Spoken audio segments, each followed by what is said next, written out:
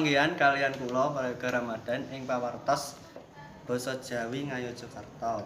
Wekdal menika pawartos basa Jawi badhe bebar warta ingkang dumados wonten ing wewengkon Ngayogyakarta. Kasuwun tetep nyawiji ing pawartos basa Jawi dalu menika. Pawarta kecelakaan, 3 bocah saka Sragen meh keseret ombak Parangtritis.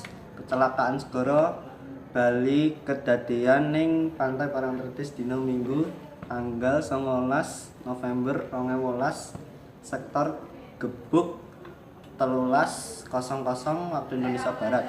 Kecelakaan iki nimpa 3 bocah wadon yaiku Ning Fitroni, Marini lan Sunarti. Kronologi kedadian pas rombongan keluarga saka Sragen tengah plesiran ning Yogyakarta lan adus nang Pantai Parangtritis.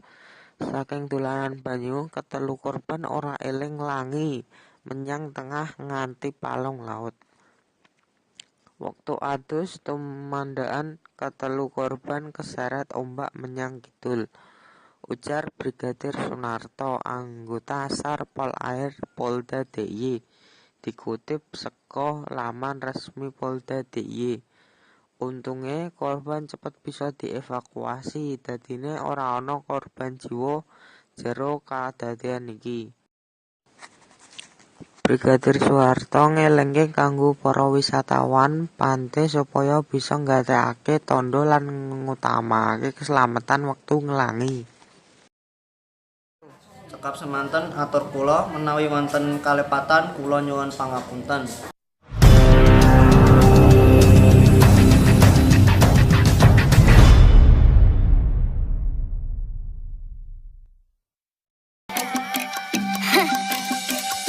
Been here for days.